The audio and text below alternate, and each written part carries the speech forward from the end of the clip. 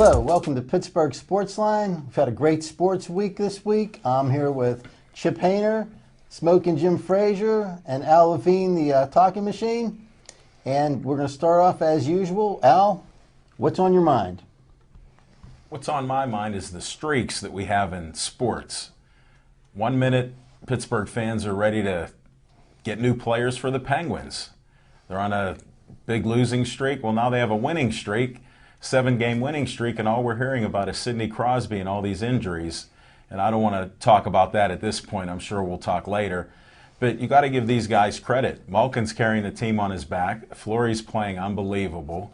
Neal's out there doing the best he can and even made the All-Star game. So that's great. And then you have Letang and all these other guys helping out. I just heard that Stahl's on the ice, so maybe he'll come back and we'll have a little more help there. And then I want to go to Pitt basketball, since that's been one of our pet peeves about how Jamie Dixon's having all this trouble. Well, one guy come back, Trey Woodall, and all of a sudden they're on a 3-game winning streak. And they took care of a couple good teams there. So that's what's on my mind, Mike. All right, thanks, Al. Jim, what do you got? Thanks, Magic Mike.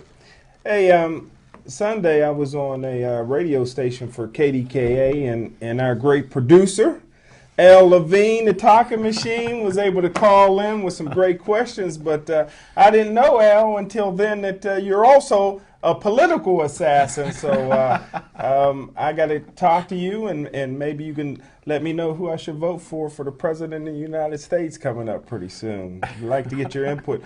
But, hey, in Steeler notes, you know, it's been a funny week with the Pittsburgh Steelers.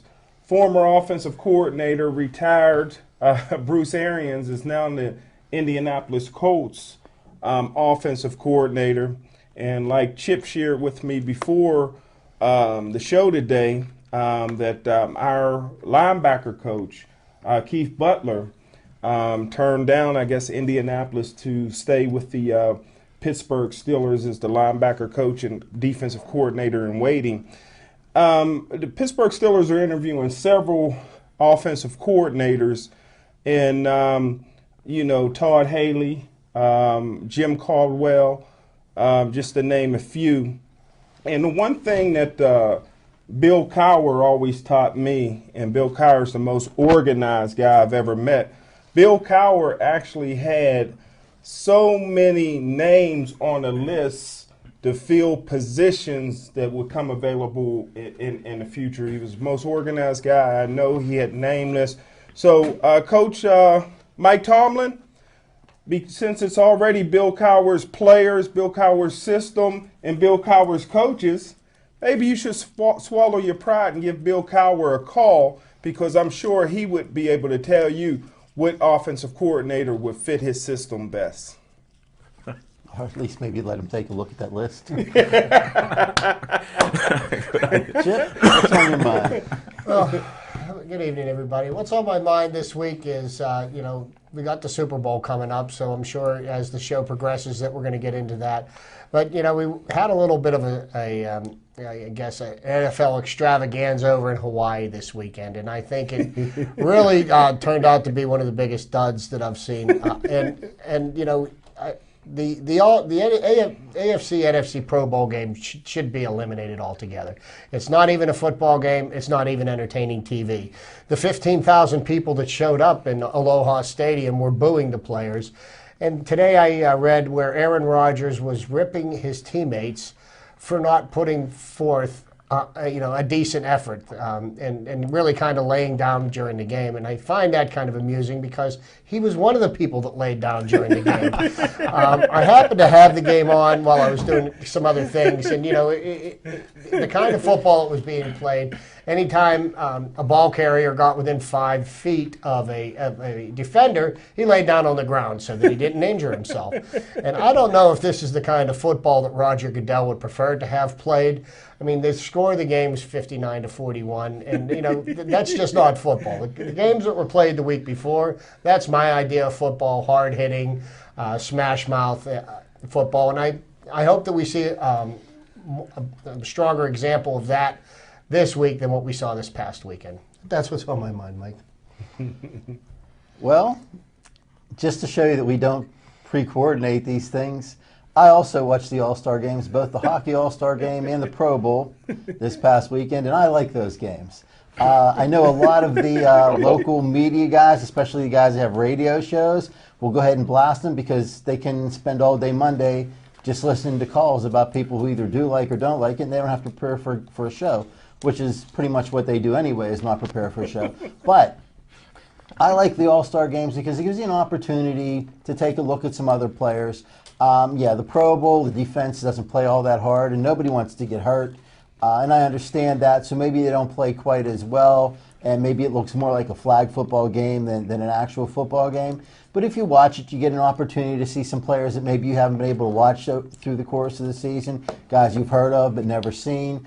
And the other part of it is, why complain about it when you don't really have to watch it? You can always change a channel. So that part of it, I don't mind too much. I like the baseball All-Star game. I don't think that you should judge who gets the home field advantage during the World Series because of the outcome of the All-Star game. But I like the All-Star game. When I was younger, you used to watch it to see some of the American League players because they didn't have interleague play then. Guys that I'd heard of and always wanted to see and probably never would, except for in the All-Star game. Well, it made a big difference then. The advent of ESPN and all highlights all over the place. You see more people. There's more games played on TV, so it's not quite the same as that anymore. But still, it's an opportunity to see other players play together. In hockey, you get to see lines of Jenny Malkin and Pavel Datsyuk and Kane from Chicago, Patrick Kane from Chicago, on one line. You're never going to see that any other time. You get an opportunity to look at that. And Jim, what's that other sport? Basketball All-Star game.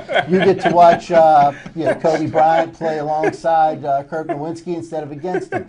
And I like the way that that's done too. I think that the All-Star game is something that has changed a lot since I was younger. But when like I said, as I was growing up, it was a great thing to watch because you got to see all those different players. But even now, it's not a bad thing. The people that complain about it don't have to watch it. On that happy note, I don't watch the Pro Bowl, especially with the NFL. And I like to watch some of the NBA basketball. You get to see scores that are astronomical. And they make all their plays like in the playground and nobody gets hurt. It's not a contact sport when they're playing the NBA, All-Star game. Baseball, I think out of all of them, they do play a little bit better because you're not going to get hurt playing baseball. And I think the money is so big now. They can't afford the risk of getting hurt. They should play flag football. I think that would be a great idea, and I'd start watching the Pro Bowl again. So that's another idea that maybe they could go with. Or switch the channel, Mike. Yeah, maybe. But it turns out that the only person that ever had their career ended in an All-Star game was Ray Fosse. It was a catcher that, for the Cincinnati. That's right. He got steamrolled by Pete Rose. Run over by Pete Rose. At Riverfront Stadium, the year before the game was played here in Pittsburgh. Charlie Hustle, right. Well, that's a freak accident. They weren't making the money. And Pete Rose had a bet that he had to cover. There you go. It was scoring at home plate. All right, guys. Well, I guess we're obligated to talk about the Super Bowl coming up. Again, probably not as much interest now since the Steelers aren't going to be playing in it, but still, it looks like it might be a pretty good game, a rematch of a few years ago when the New York Giants stopped the New England Patriots' perfect season and beating them in the Super Bowl for their only loss of the season. What do you think? Can they do it again? I believe they can. But you know what? I think this game, it's you can flip a coin on who's going to win. I think the Giants' defense is the strong point for them, and obviously Tom Brady and the Patriots' offense can roll up points on anybody, and it'll be interesting to see how well Brady gets protected, and if the Giants' rush can get in there and start banging on him, because when Brady hits the ground a few times, he's not the same quarterback as he is when he's untouched.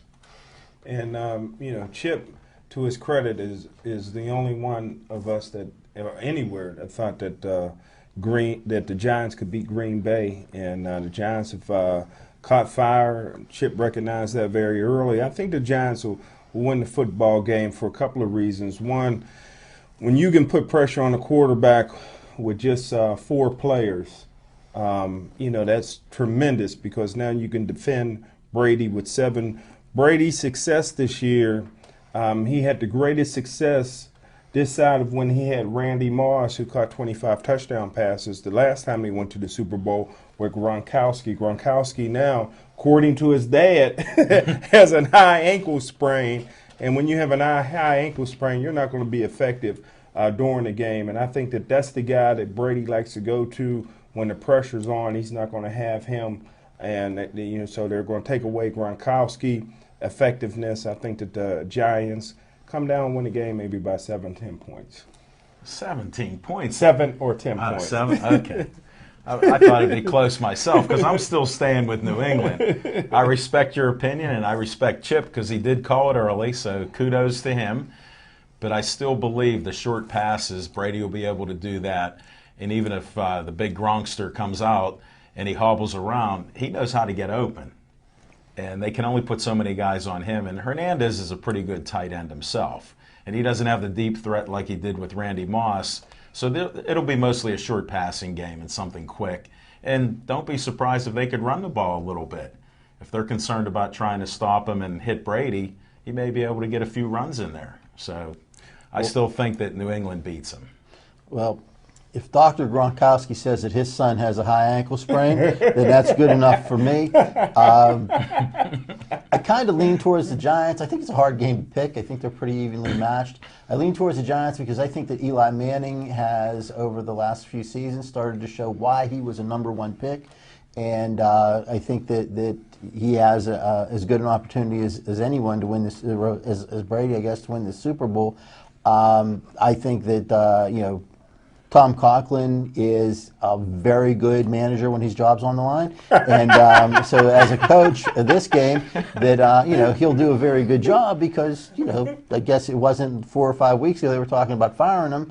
So he decided to go ahead and get into the Super Bowl and, probably winning it. He might not have to win another game for two or three seasons.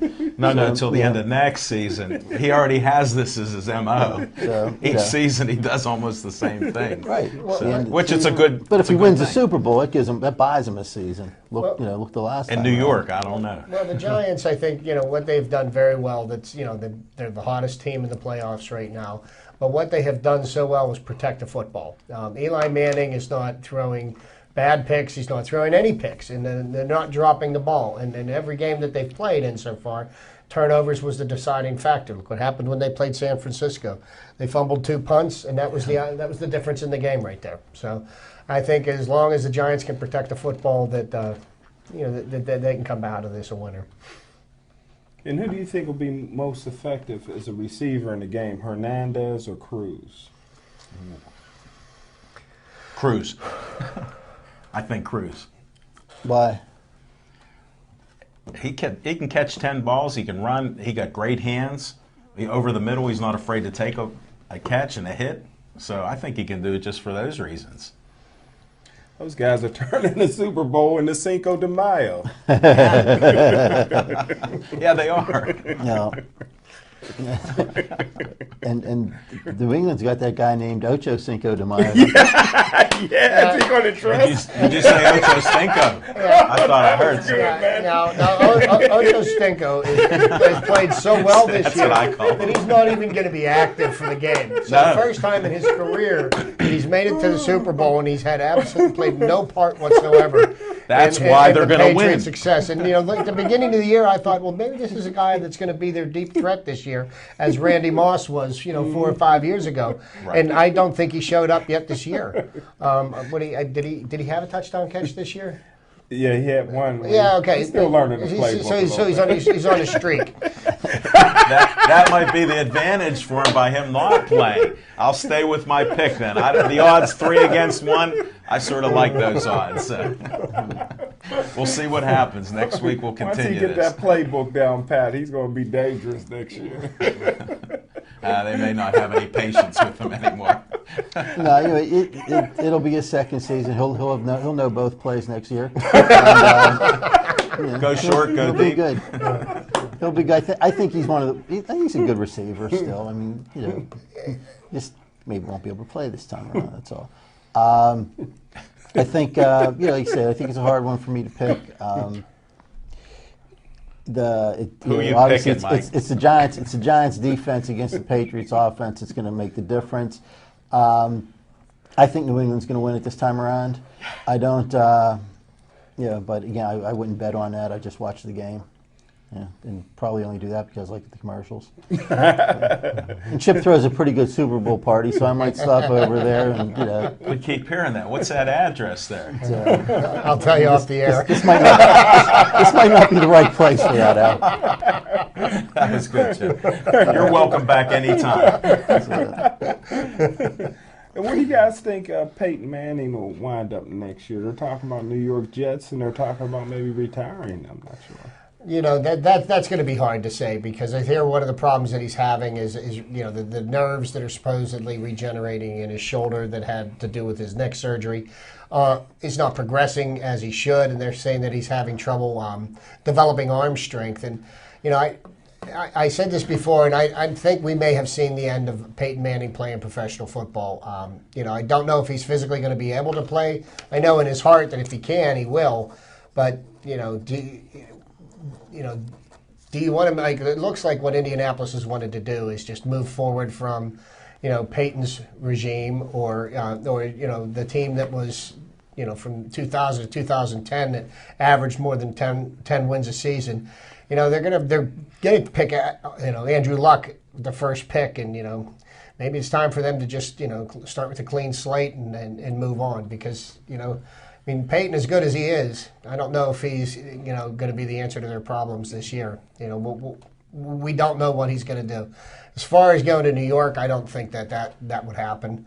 That would create all kinds of salary cap problems for them because Peyton's not going to go there for a couple of $1 million.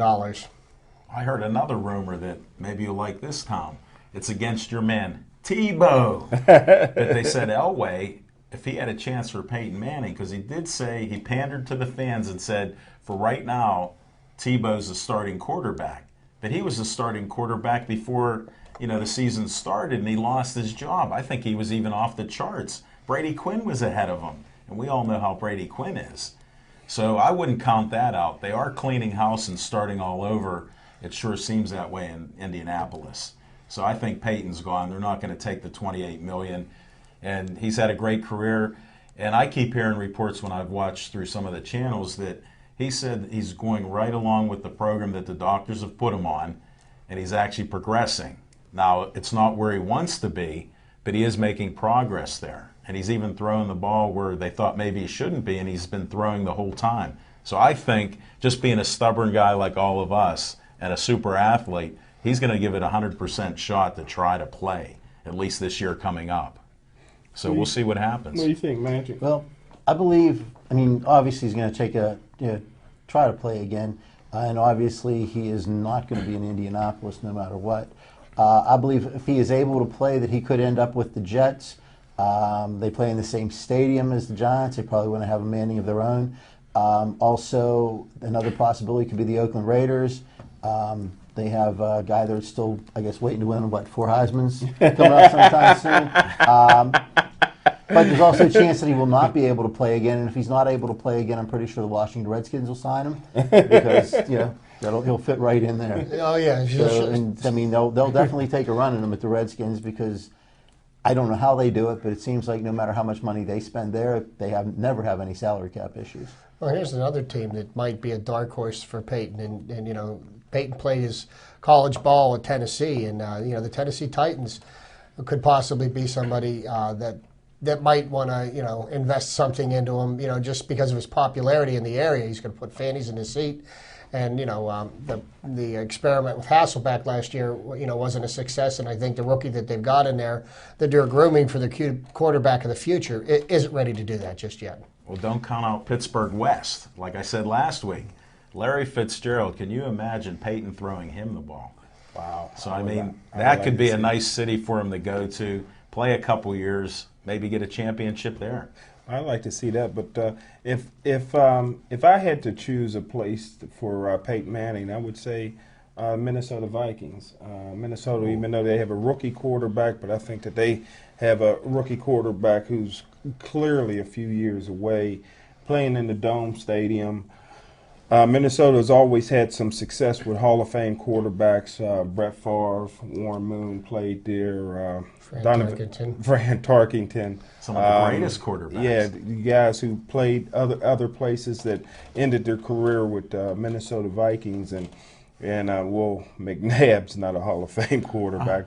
But in this, he's having some problems, Peyton Manning, in this country. But in third world countries, some baseball players have been going down there getting stem cell. He got his. He did get his. Yeah, I mean, and so it's illegal in this country, but is that something that you would try? I mean, it's been very successful. I think he went to Europe to get that. Yeah, he did go to Europe. So he already has that in him. And it's just a matter of time when it starts kicking in. All right. So. What are we talking about? Bionic neck? I mean, we can build it better. Chip, you and I grew up with a $6 million man. So. If I was Peyton Manning, I don't think I would attempt that, because look at what all he's accomplished in his career. He's got a Hall of Fame career. He's got financially secure. I wouldn't risk it because there's just too many unknowns involved. Like Magic Mike always says, boy, you can always use another $28 million. Yeah, sure. Yeah. And if your brother wins the second Super Bowl, if Eli wins the second Super Bowl, what are the Mannings going to fight over, right? Wow. So that competition in the family, come on now. Peyton will have to go out and earn his second Super Bowl somewhere. So he may go to Minnesota or some team that's close with a good defense and a nice offensive line. Look at his man Saturday's supposed to retire. Wow. So that sort of seals his fate there. He was a good protector for those years. It's funny you brought up the $6 million man. At the time, Steve Austin was pretty amazing, but at this time, if you're only making $6 million, you're probably not even a starter. Yeah, that's true. That's true. Yeah, to go off subject like I do, I'm watching a commercial, which I hardly watch them with the remote control. I'm sure you're like that, guys. You flick that remote control. Well, I stopped because somebody was selling a bionic ear. Really? For like $14.95, and it's the $6 million man. Lee Majors, what did he do with all his money? He's hawking bionic ears on TV. You have to see the commercial. And he's sitting there, and he looks pretty good probably for 75 or so. Well, he had a couple ex-wives. That always... Yeah, Farrah Fawcett probably got a nice little settlement out of him. Well, we talked about neck injury, so I guess that's our segue into Sidney Crosby and the Penguins. I guess first to cover Sidney Crosby, we heard over the weekend that he had 2 broken vertebrae, and that have healed.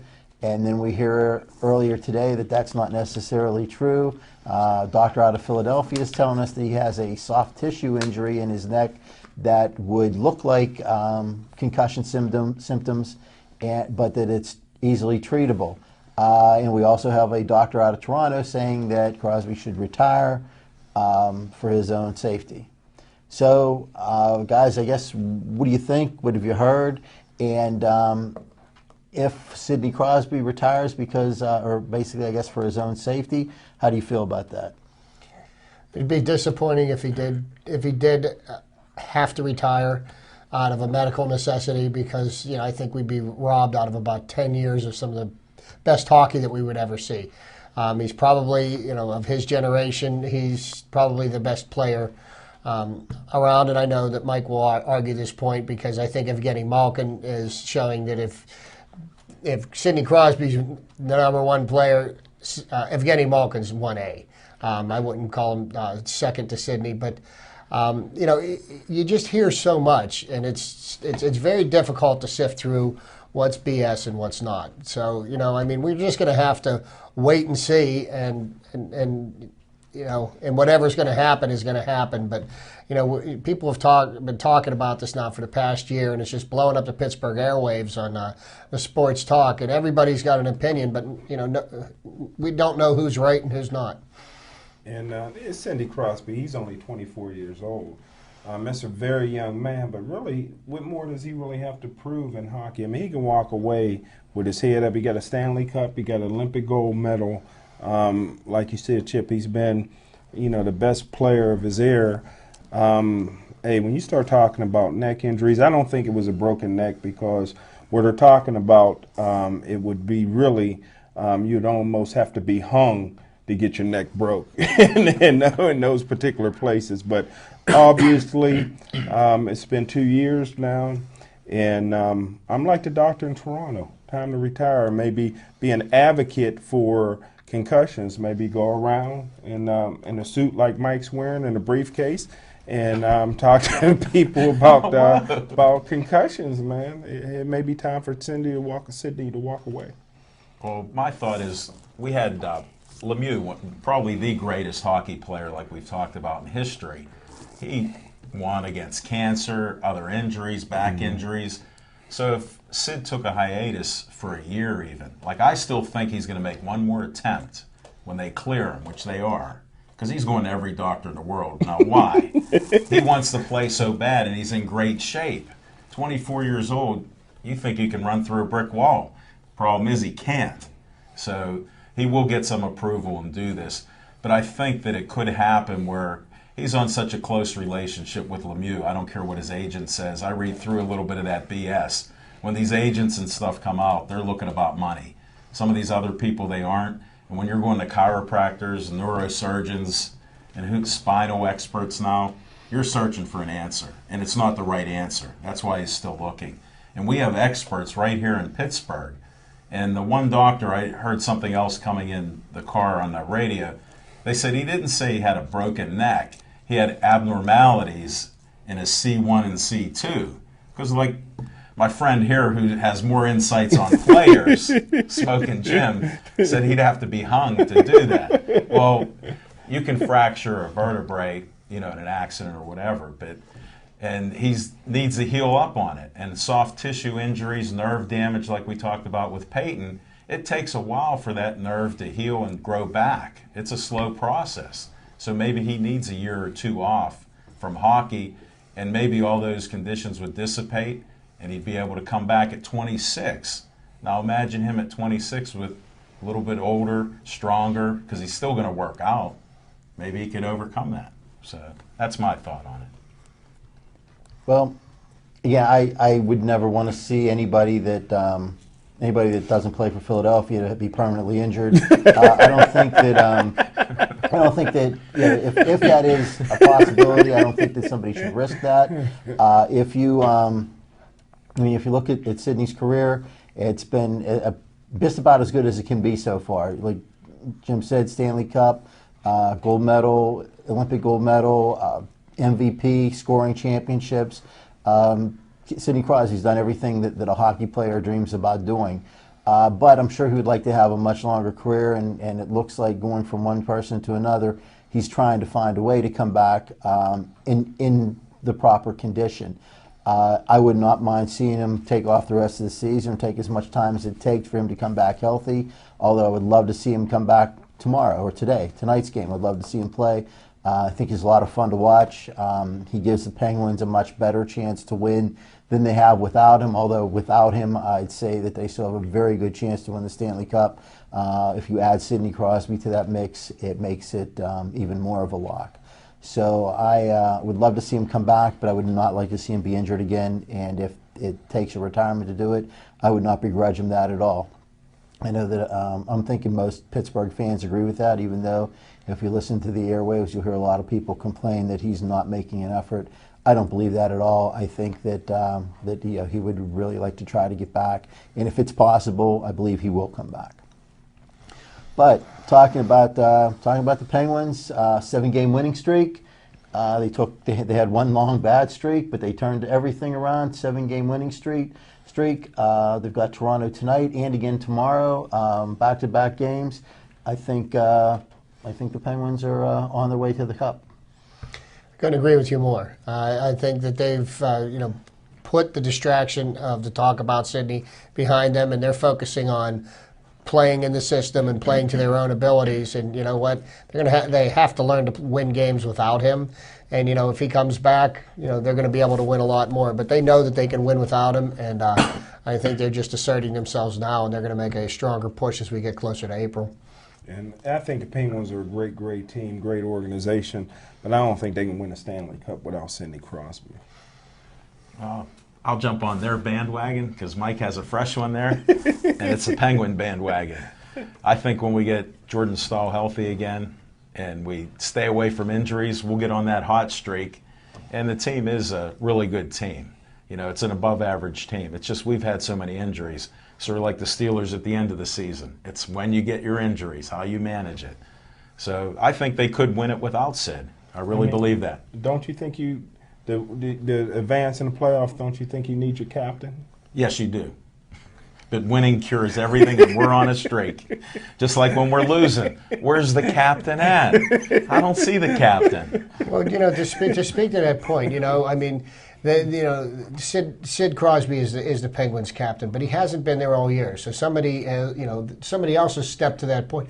It would be different if they had gone through the entire regular season this year and then lose their captain going into the playoffs. I think it's less of an impact because of the way things have been playing out than it would be if it was the other way around.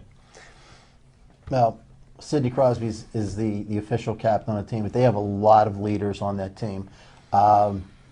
Jenny Malkin pretty much leads by example. If you can do what he can do, you win the Stanley Cup.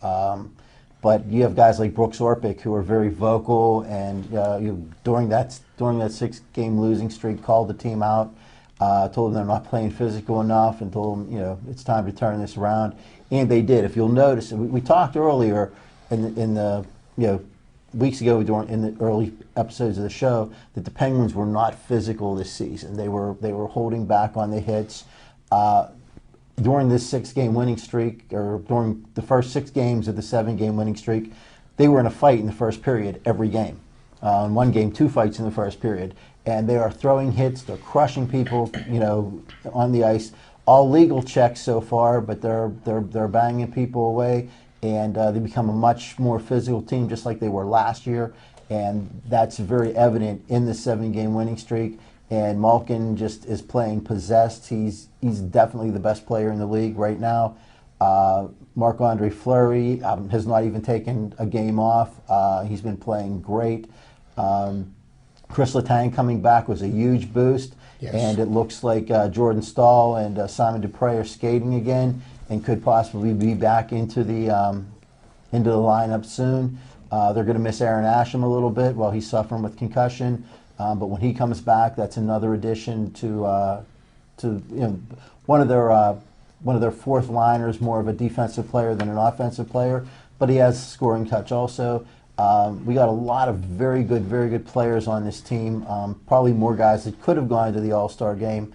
But as far as what they're doing now, this 7-game streak has been a great run for them. It's kind of sad that they had to take that week-long break in between. Hopefully they can jump back up and start back right where they were, because every other team had that same break. So let's see how they can do. But I think that Jim, I hate to disagree with you again, but I think that the Penguins have a very good opportunity to win the Stanley Cup this year, and I would bet my house on it. And like I said, sometime soon, I'm going down to pick up my spot on Liberty Avenue so I can watch the parade. I agree with Magic Mike on the aspect. Chris Letang's impact in the way he's playing since he's returned from his injury has been a very big contributing factor into the Penguins' run. But one of the things that I think that the Penguins management should keep an eye on is Marc-Andre Fleury has played, I believe, 23 or 24 games in a row without taking a game off. 22 right now. Okay, so it's he's played a lot of games in a row, and he's just had a week off. And I think going down the stretch that we're going to have to see some more consistent play from Brent Johnson to give Fleury a rest, because he's in a horse you're going to ride when you get into the playoffs. And you go into the playoffs, you start in the beginning of April, and you're playing until mid-June. And I'd hate to see him just completely wear himself out in the regular season. And so I think the defense is playing well enough that they're going to have to trust that Johnson can play as well as he's played in the past, even though this year he has not been as consistent as he has been in the past. Well, in February, 4 times they play back-to-back games. I'm sure we'll see a little bit more of Brett Johnson then. And he needs to step up and I mean he's capable of stopping people, and he needs to do that because the defense is playing very well in front of Fleury, and they'll do the same for him as well. Well, I'll trust Bausma on this. You got to give him a little bit of credit on keeping this team together. Sure, Orpik did a great job firing up the team and telling them they got to fight and be a little tougher. They did need that. But look at Bausma out there. He's still putting all these pieces out there, juggling those lines, and he has a nice feel for the game, and he has a system that they keep following. And as long as they stay with this system, from the football, they stay to that standard, and they've actually gone a little above the standard. So I think that's why they can do it. You got to give him some credit there. I heard an interesting comment today about the trade deadline coming up in the hockey. Should the Penguins go for an impact player by the trade deadline? And you saw last year when the Penguins picked up James Neal. It took him some time to become acclimated to the system, and he really didn't perform the way we had hoped he would have performed. The end of last season in the first round of the playoffs when we got beat by Tampa. But, he's got some time to learn the system, the players around him, and, look the way he's performing this year. And I really don't think that, they need to bring in anybody, make a blockbuster trade because, they just don't always work out the way that you plan, for an immediate impact. I think they've got all the horses that they need in the stable, and they can make a solid run. And you're talking about riding a horse. Not to change the subject, but did anybody see Blake Griffin's slam dunk from the L.A. Clippers? Wow. He might be the most exciting player in basketball. That was awesome. That's one of the best dunks. They were showing a lot of the dunks from Dr. J and everything else, but this one may get in that top 2 or 3, maybe top 1. He was just unreal how high he got, how powerful, right over the top of a guy. And I tell you what, the University of Pittsburgh doesn't have a big dunker since Jerome Lane retired. But, hey, Jimmy Dixon's doing some coaching for the first time in his career this year. They're on a 3-game win streak. What do you guys think? I got to interrupt, folks. Write that down. Write that down. Yeah. Smoking Jim said one nice thing about Jamie. No, and to speak to the job, I mean, they Pitt Panthers lost 8 games in a row, and everybody's looking at how can a coach that's been so consistently successful, run into an 8-game losing streak. I mean, you figured he'd find something right. But the game they played on Saturday against Georgetown, who was ranked in the top 10 at the time, they flat out beat them from tip-off until the end of the game. And the game they played last night, it looked like Pitt was going into tank in the first half, and they turned it around and they won decisively on enemy turf. They went into Morgantown and beat West Virginia there. They are headed in the right direction, and I think what they can't do is listen to the press about how they've turned things around because until they break the 20-win plateau, if they're capable of doing that this year, they really haven't accomplished anything, and I think they need to win more than 20 games to make it into the NCAA tournament. No, that's true. They did play lights out, with West Virginia. That was the backyard brawl, which makes it a tougher venue. I don't know if you watched the game, but the fans were as loud as ever. It was a hostile environment. So that's what made it more impressive, that it wasn't at home like it was against Georgetown. So I agree with you there. And they have 14 wins now. And what do they have, 8 games left, Chip? Or yeah, Mike? Eight regular season games plus the Big East tournament, which they might have to play 12 games in that because they're not going to get the first 2-round bye like they've gotten in the past. That's true. Well, Al, you have a point that West Virginia is a hostile environment, but when you're on an 8-game losing streak, your home environment's very hostile too. And I think they're probably glad to get away from the Pete for a game or two. Well, the fans were still friendly towards West Virginia. So. Well, earlier I got in touch with the rest of the guys and asked them to come up with their list of the best 5 sports movies that they've seen. I'd like to point out sometimes there's a difference between a movie that's great and a movie that's a lot of fun to watch. But however we decided to put those together, we'll let start down with Al and work our way this way. And then afterwards, I guess, discuss them a little bit and see. I'm sure we'll have a lot of the same movies on the same list. Let Al give his 5, Jim give his 6 or 7, and go from there. Hold it, he has 22 on it. Give me your pen. There's He no has like surprise. 25. No, that's 5. That's 5Z, not 22. Okay, thank you. You want me to Al, pull my list what do you up? got? Whoa, something fell out of here. Oh, sorry. Is there anybody in the audience that doesn't have one of Al's cards? Because if you don't, give us a call, and I'm We'll sure give he'll you a get call. one out to you. Oh, you know, one of my phrases, you stole my thunder. What do I have at the top of my list? Waterboy. Waterboy. Oh, no, that isn't. That was entertainment. But that was just for some fun there. I start with a classic. It's a black and white film called The Pride of the Yankees. I don't know if you guys remember that, but Gary Cooper starred in that movie, and it was about Lou Gehrig, and he said he was the luckiest man on earth. And that's a guy that was dying of what they named it Lou Gehrig's disease, and he didn't have much longer to live. So to me, that's quite an inspiration and a classic. And Rocky's my second choice, and I think that's one of the top movies just for how it changed a generation, whether he copied off of other people like we had a discussion beforehand, and even paid money out of court to Chuck Wepner for stealing his identity too, and only settling in a few years ago after he made $1 billion. Which Rocky? Rocky Stallone. All of them. the whole. Okay. Yeah, he ended up having a lawsuit against them, so he had to settle it. No, but I mean, what Rocky? Oh, Rocky 1. Rocky 1. Okay. Yeah, just because that was such a surprise, and just being out there for Oscars and everything else, and what he did, you know, taking over the whole thing. Rocky 6 didn't make it. No, and I did watch part of that.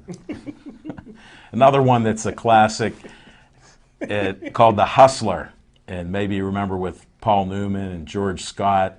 Jackie Gleason. Jackie Gleason. That's one of those classics there. And then I bring up a couple more modern that are in color. Remember the Titans is something inspirational and a nice movie. And then I end it with a baseball movie, The Natural, with Robert Redford there, for putting some history in there and making up some stories. Is pole a sport? Billiards a sport? Yeah, not in the Olympics yet. They're working on it. Yeah, they're just waiting on their first steroid schedule. And the one thing, if you do want to watch The Pride of the Yankees, you'll see one of the greatest baseball players in history playing himself, Babe Ruth. Really? He's in the movie, so go out there smoking Jim and go rent that one. He even has and a then, couple of lines in it. Then wait, I have 5A, B, C. I got Rudy, Brian's Song, Great White Hope, Field of Dreams, Slapshot, Jerry Maguire, Cinderella Man, Newt Rockney. And then I have to do this. My dad just passed away this year, and one of his favorite movies of all time that he would watch with my biggest fan, my sister Hope, is Hoosiers. And that's one of the favorites. And I do have about 6 more, Mike, but I have to defer to Smoking Jim Yeah, and we've only got 5Z. 15 minutes left on the show. Sorry. Well, Jim, what do you got? Well, I can't outdo Al. You know what? I got a few honorable mentions. The program with James Caan, Loving Basketball, The Water Boy, Ali with Will Smith, and Pumping Iron with Arnold. Oh, yeah. And the top 5, number 5 goes to the original Brian song. We all had to watch that when we were in elementary school or Look, I got junior that high. in mine. Well, Were you you got cheating it? in mine?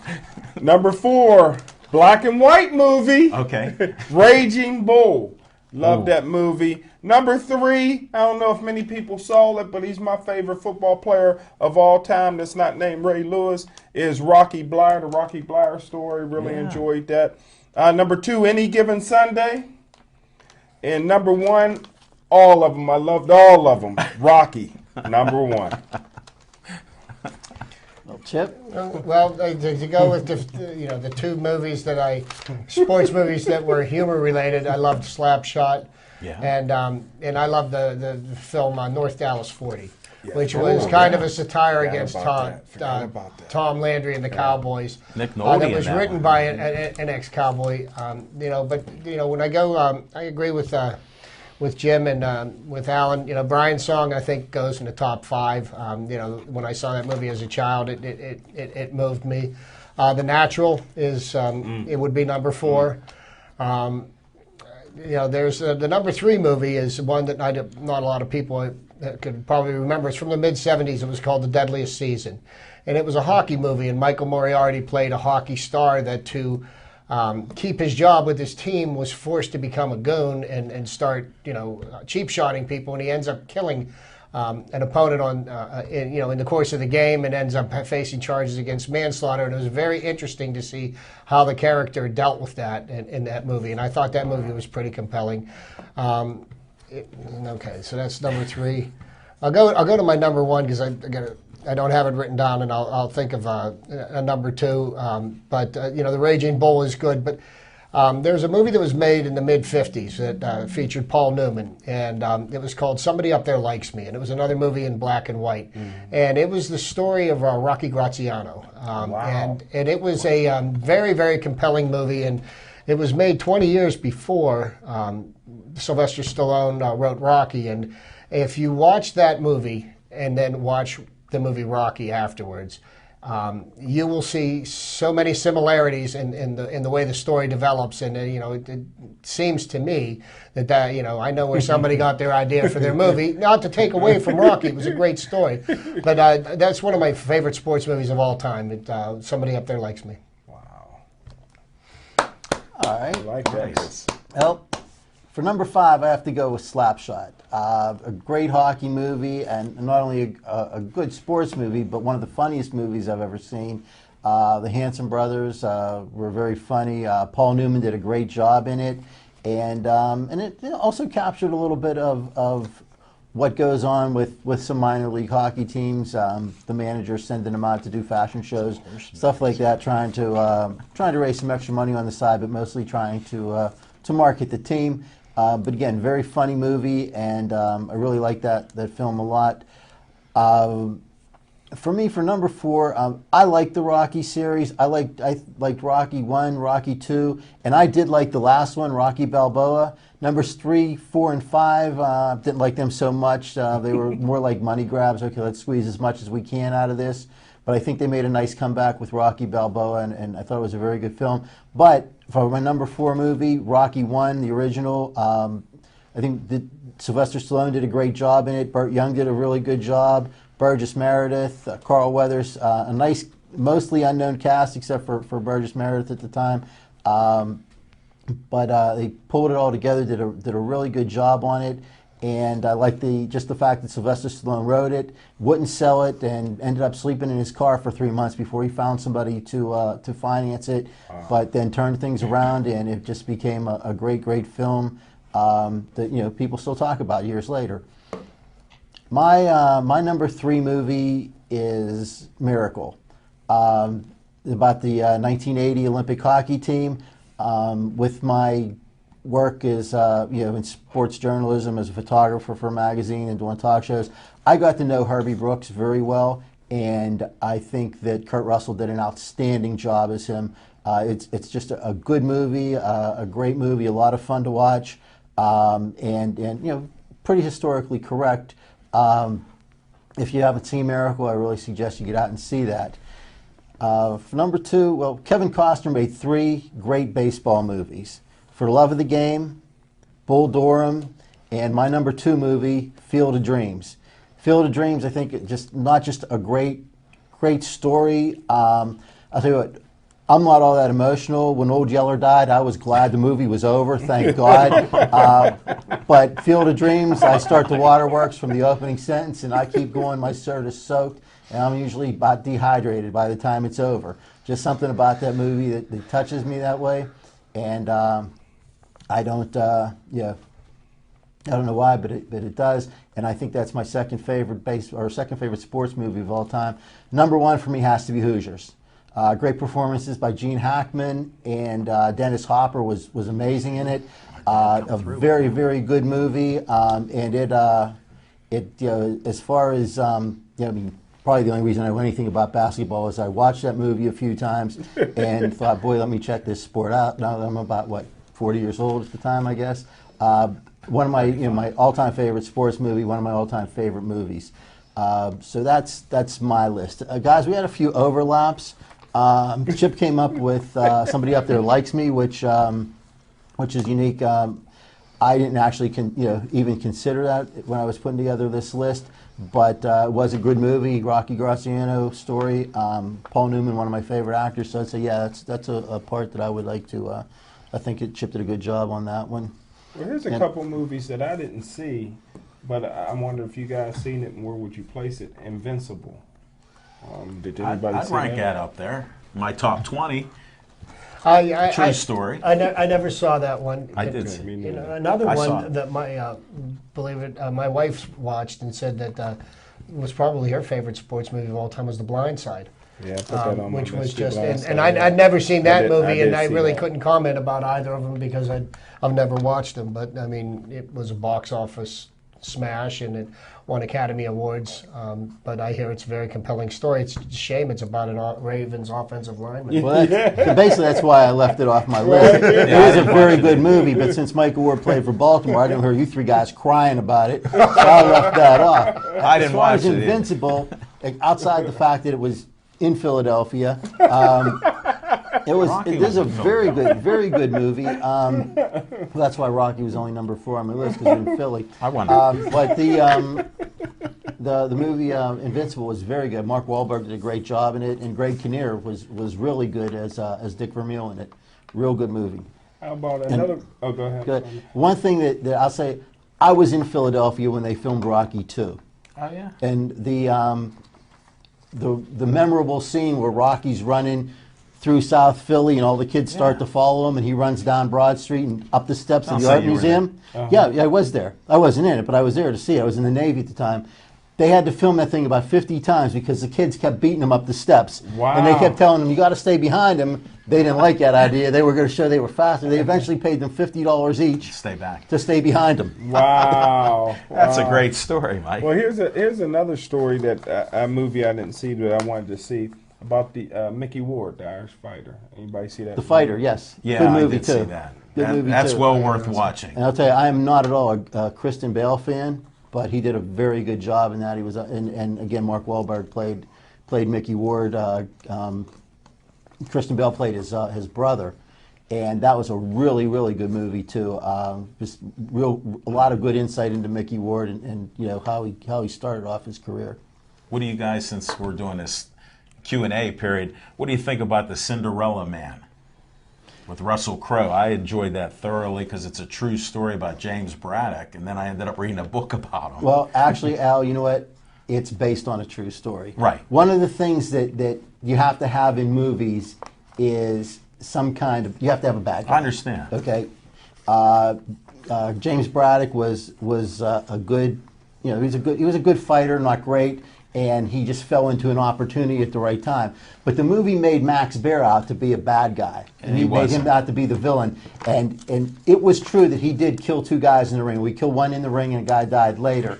And you know, but that's boxing, and that happens. What they don't tell you about Max Baer is that he supported both of those guys' families for the rest of his life, Wow. including paying for all of their children to go through That's college. True. That's true. So they don't tell you that. They make Max Baer look to be the bad guy, which I mean is good for the movie, but not so good for Max Baer's memory. And you know, they should have pointed that out at the end. I think. I said it was entertaining, and he Yes. also, you know, that's what I enjoyed it for, and it was based on some truth. And Max Baer had a great son that I grew up watching, Jethro, on the Beverly Hillbillies, who played completely the opposite. He's a very smart guy, a producer, director, and everything else in films. So I have another boxing movie for you guys to critique a little bit. $1 Million Baby with Clint Eastwood and Hilary Swank. I've never seen that movie. What did you think of that? Did anybody see No, that? I did not. That see was an anti-boxing movie. Yeah, they made it out to I know, but- basically but yeah, it was a very good movie. They did a good job. Hilary Swank was very good in it. Clint Eastwood was good in it, and he always directs good movies. So yeah, that one was good also. There've been a lot of good boxing movies that you come up. We talked about Raging Bull. Didn't make my top 5, but a lot of people consider it the best sports movie of all time. So, And one that I didn't put out there because I didn't want to get into the argument whether or not horse racing is a sport, but Secretariat's one of my all-time favorite movies too. I didn't see that. So, wait, it's on my list. that was X. What'd you get, Al? A list of the top 1,000 sports movies? No, mine. You didn't know. Not only do I read books, but I watch movies. And these are movies that I watch. He knows how to Google on the internet. I've watched these movies, unlike some of you that you don't want to go out there, but go watch these movies. Seabiscuit was another classic movie there that they come up with. But then we missed the classic here with some people have Ronald Reagan as a hero and Newt Rockney. They go with a classic line, win one for the Gipper. Well, another sports movie that didn't get any recognition because it had to do with the Olympics at the turn of the 20th century was Chariots of Fire. Yeah. And that movie actually like won that. an Academy Award that year for Best Picture. And it really was a good movie, and I do recall watching that and being moved by it.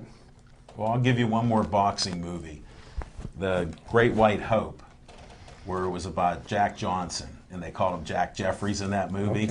Okay. And that movie with James Earl Jones, I thought was pretty close to the truth. Sure, they always take a little theatrical license with it, like Mike says, but that at least piqued my interest to read about him and find out what the type of guy he was. He even invented some type of device that he patented. That's how smart of a guy he was. Here's another blast from the past to throw out. The original Longest Yard. Yeah. When that came out in 1974, I probably watched it about 50 times. Good point. It was a very entertaining movie. I didn't even bother wasting my time on the remake of it. Yeah. But Burt Reynolds in that movie Yeah. just absolutely nailed that role.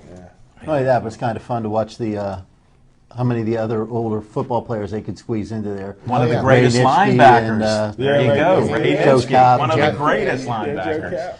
But we're kind of running out of time here. One movie that just came out recently, Moneyball. Very interesting. I don't know if it's so didn't see much that. one of the greatest sports movies of all time, but it's very interesting, and I think it's a pretty good watch.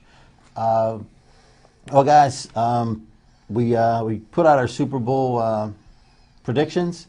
We're running short here. One more time. Let's go down the line. Al? New England. New York Giants. I've hitched my wagon to the Giants, and it's staying there. God, I hate to agree with Al, but All right. you got to get lucky sometimes, so I'm going to hitch my wagon to him. And say I'll go ahead and... Well, half of us will be right, and half of us won't. Yeah, I guess we'll have some talking rights to go over next week. For Al, Jim, Chip, and Mike McGlory, thanks for tuning in, and we'll see you next week. And enjoy the Super Bowl. Have a good time. I'll be at Chip's place, and probably not in great shape the next day.